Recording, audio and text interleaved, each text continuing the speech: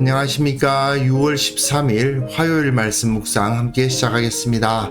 오늘도 말씀으로 하루를 시작하시는 귀한 성도님들의 가정과 생업 가운데 주님의 영광, 주님의 능력, 주님의 함께 하심의 은혜가 충만하기를 기도합니다. 오늘 본문은 에스더 5장 1절에서부터 8절까지 말씀이고요. 에스더가 단번에 아하수에로를 붙잡고 그 권세를 차지하는 모습을 볼 수가 있습니다.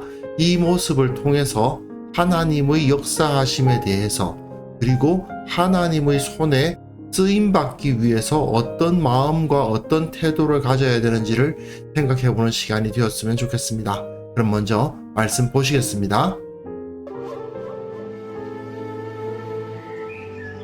제3일에 에스더가 왕후의 예복을 입고 왕궁 안뜰 곧 어전 맞은편에 서니 왕이 어전에서 전문을 대하여 왕좌에 앉았다가 왕후 에스더가 뜰에 선 것을 본즉 매우 사랑스러우므로 손에 잡았던 금기울을 그에게 내미니 에스더가 가까이 가서 금기우 끝을 만진지라.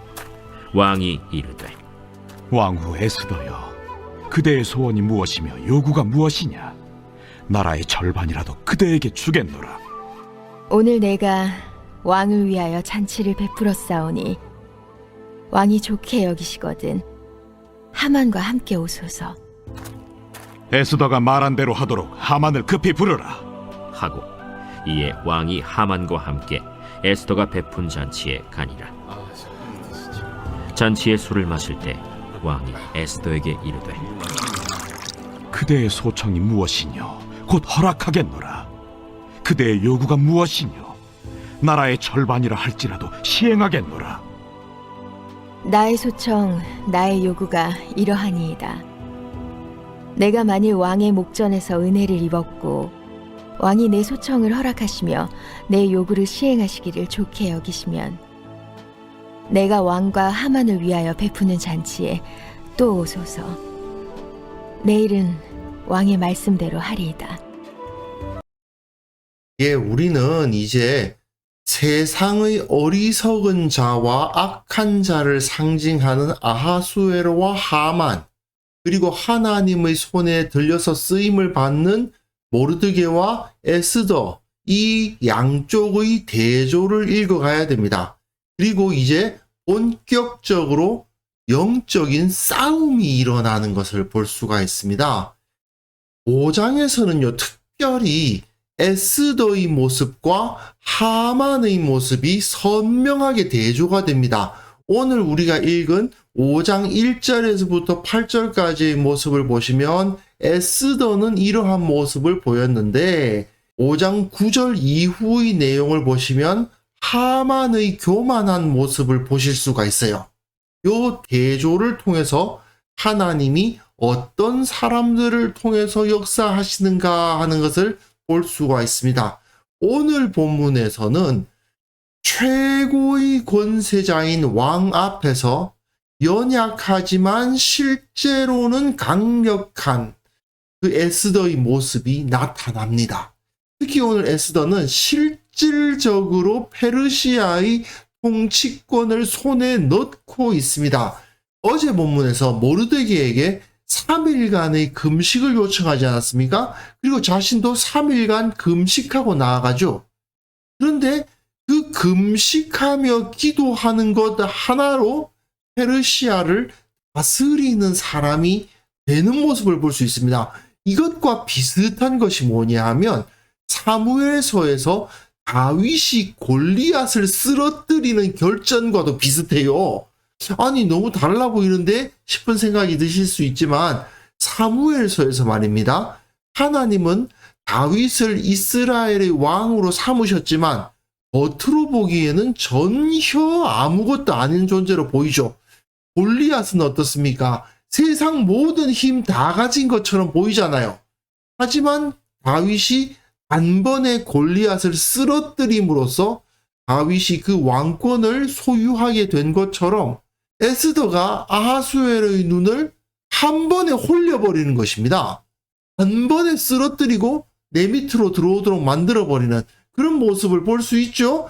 즉 강력한 아하수에로의 마음을 단번에 에스더가 얻어버리는 모습을 보게 됩니다. 제3일에 기도가 끝났습니다. 에스더서에서는 하나님이라는 단어 자체가 나오지 않기 때문에 이것이 하나님의 능력에 의한 일이라고 기록하고 있지는 않지만 우리는 다 알고 있죠. 이것이 하나님의 능력이 아니면 뭐라고 하겠습니까?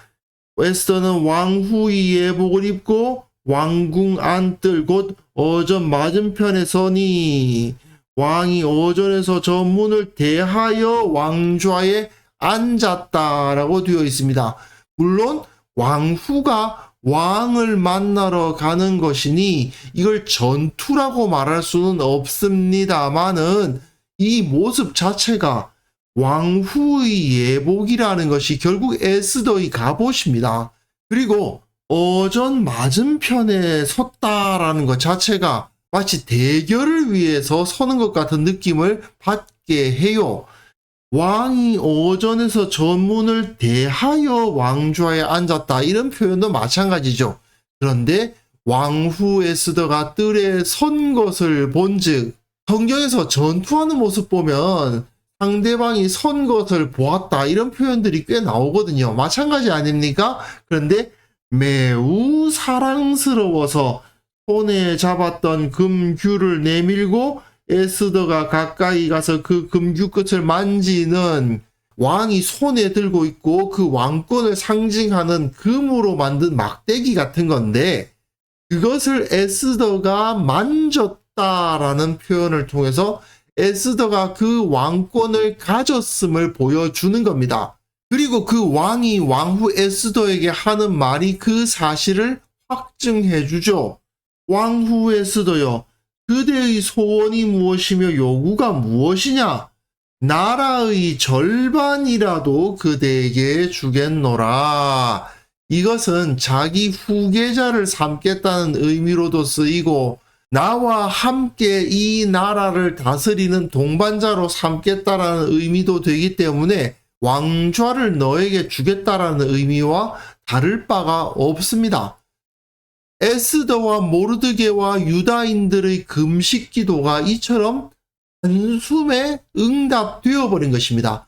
다윗의 물맷돌이 단숨에 골리앗을 쓰러뜨렸던 것처럼 페르시아의 왕권이 단숨에 에스더의 손에 넘어가고 있는 것을 볼 수 있는 거예요. 하나님께서 이들의 기도에 응답하셨다라는 것을 우리는 알게 되죠.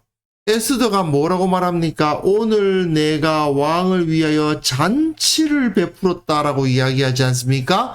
1장과 2장에서는요.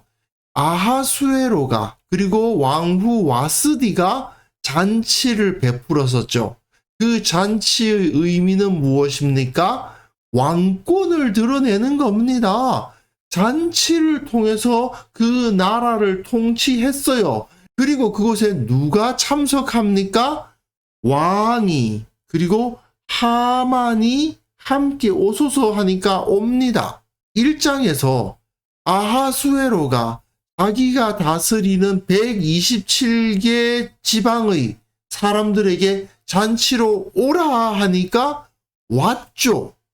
누가 통치자입니까? 아하수에로가 통치자였고 127개 지방의 여러 방백들이 다 그 밑에 통치를 받는 사람들 아닙니까?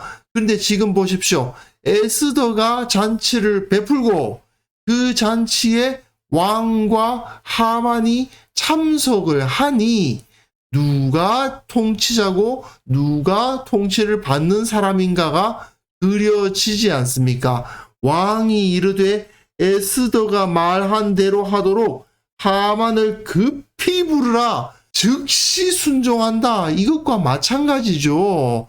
왕과 하만이 에스더의 하명에 후다다닥 달려서 예 부르셨습니까? 하고 오듯이 그런 모습으로 여기서 잔치에 참석하는 모습을 보게 됩니다. 그리고 잔치의 술을 마실 때에 왕이 또 말하죠. 소청이 무엇입니까? 곧 허락해 드리겠습니다. 요구가 무엇입니까? 나라의 절반이라도 시행하겠습니다. 나와 같은 통치자가 되고 당신을 왕으로 삼게 해달라고 해도 내가 하겠습니다라고 말하는 것과 똑같은 것입니다. 그런데 하만의 입장에서 한번 생각해 보자고요. 아하수에로가 하만과 함께 있는데 에스더에게 이런 말을 하고 있는 것을 하만이 봤으면 하만은 어떻게 생각하겠습니까? 아하, 이 권세가 지금 에스더에게 넘어가고 있구나 하는 것을 직감하고 있겠죠. 다른 사람들이 이 잔치에 참석을 했는지 안 했는지는 정확하지 않지만 어쨌든 하만을 부르라고 했으니 왕과 하만을 부르는 거 아닙니까? 그러니 지금 자기가 지금 왕이 왕후에게 자신의 권세를 넘기고 있는데 그 자리에 내가 초대를 받았어. 내가 그렇다면 왕과 왕후와 버금가는 수준의 권세를 갖게 되겠구나. 이런 생각을 할 만하죠. 실제로 그는 그런 어리석은 착각을 했고 그 때문에 나무에 달려 죽게 된다는 것이 이후에 나옵니다만은 어쨌든 오늘 본문에서는 기록되어 있지 않습니다. 중요한 것은 지금 아하수에로가 에스더에게 항복하고 있어요. 에스더가 아하수에로의 왕권을 차지했다.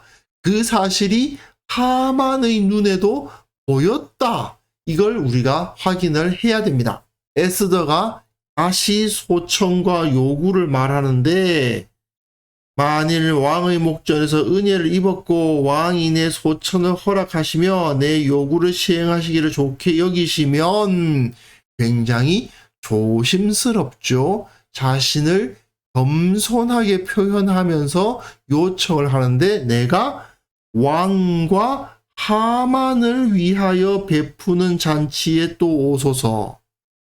첫 번째 이 잔치에는 몇 명이 모였는지 명확하지가 않습니다. 어쩌면 왕과 하만 그리고 몇 명의 시종들만 있었을 수도 있고 다른 참석자들이 있었을 수도 있습니다. 하지만 중요한 건 두 번째 잔치에서는 왕과 하만을 위하여 베푸는 잔치일 겁니다. 다른 사람들이 아닌 이 두 사람들만 손님으로 모시는 잔치가 이제 준비될 터인데 그때 내일은 왕의 말씀대로 하리이다. 이건 분명히 일을 신중히 하기 위함이었을 것입니다. 그런데 이것은 또한 하나님의 섭리라는 차원에서 살펴보게 되면 하나님께서 아하수에로로 하여금 모르드게가 자신을 위해 큰 공을 세웠다는 것을 알게 되는 그 과정을 준비하시기 위한 것이기도 하죠. 첫 번째 잔치에 하만의 악함을 이야기하지 않게 하신 것은 바로 이 자리에서 에스더가 하만의 악함을 고발하고 아하수에로에게 구원을 요청하지 않은 이유는 모르드게의 선함과 의로움을 아하수에로에게 각인시키기 위함인 거죠. 그리고 하만이 도무지 빠져나갈 수 없도록 완전히 하만을 포위해 버리기 위한 도구이기도 할 겁니다. 이러한 도구가 지금 준비되고 있었다라는 것을 알 수 있습니다. 어쨌든 에스더의 모습은 굉장히 겸손합니다. 이렇게 작고 겸손한 모습이지만 이 모습이 결국 진정한 강한 능력을 나타내는 모습이었던 거죠. 사실 성경을 보시면요. 이러한 형태의 그림은 여러 군데서 나타납니다. 애굽의 바로 왕 앞에선 모세, 골리앗 앞에선 다윗, 그리고 아하수에로와 하만 앞에선 에스더의 모습은 다 똑같죠. 세상의 가치관으로 봤을 때에는 누가 강하냐? 당연히 바로가 강하고 골리앗이 강하고 아하수에로와 하만이 강하지만 하나님의 손에 들려 쓰임 받는 사람들은 겉으로 보기에는 이렇게 초라하고 연약하고 아무것도 아닌 것처럼 보이나 실제로는 겉으로 보기에 화려하고 강한 자들을 이기고 그들 위에 서는 모습을 볼 수 있습니다. 결국 하나님은 겉모양이 강해 보이는 자들을 들어 쓰시는 것이 아니라 하나님의 나라를 위해서 자기에게 주어진 사명을 완수하기 위해서 손해를 감내하는 사람들, 두려움을 떨치고 일어나는 사람들을 들어 사용하신다는 사실을 확인할 수 있습니다. 모세도 마찬가지고 다윗도 마찬가지고 에스더도 마찬가지죠. 모두 다 하나님의 나라를 위해서 자기 생명을 잃을 각오를 한 사람들 아니겠습니까? 그렇기 때문에 이들은 그 누구보다도 영광스럽게 하나님의 손에 들려서 쓰임을 받고 있는 것이죠. 그리고 모세나 다윗이나 에스더보다 더 확실하고 더 강력한 모습으로 이 모든 것의 마침표를 찍으신 분이 바로 우리 주님 예수 그리스도십니다. 우리 주님은 겉모습으로서는 전혀 왕이라는 단어가 어울리지 않는 분이지 않으셨습니까? 자기 목숨을 다른 모든 사람들이 대속물로 주시는 일을 하셨는데 그게 무슨 왕이냐 싶습니다. 하지만 그 사역으로 인해서 그 누구보다 높으신 지위와 강력한 권세를 가지게 되셨죠. 하나님의 섭리는 언제나 이렇습니다. 모세, 다윗, 에스더, 그리고 그 모든 것 위에 크신 분, 우리 주 예수 그리스도의 모습을 우리가 생각한다면 세상에서 강해지고 세상에서 유명해지고 세상에서 부유해지는 것이 그다지 대단한 것은 아니라는 것을 우리는 확인할 수 있을 것입니다.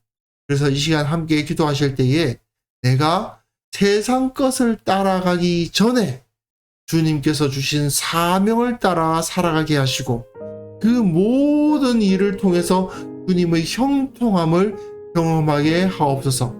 세상의 가치관이 아니라 주님께서 나를 부르셨다는 사실을 기억하면서 그 부르심에 응답하는 삶이야말로 진정 가치 있는 삶임을 확신하게 하여 주시고 두려움 없이 세상에서 영적인 전투를 감당하게 하옵소서.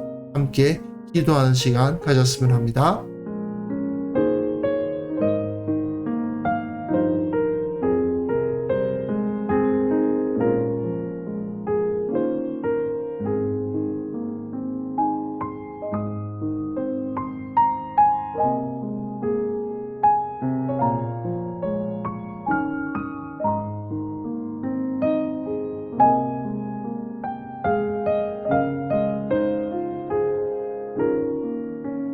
하나님 아버지, 주님의 사명이 얼마나 우리에게 소중한 것인지 다시 한번 확인하게 하옵소서.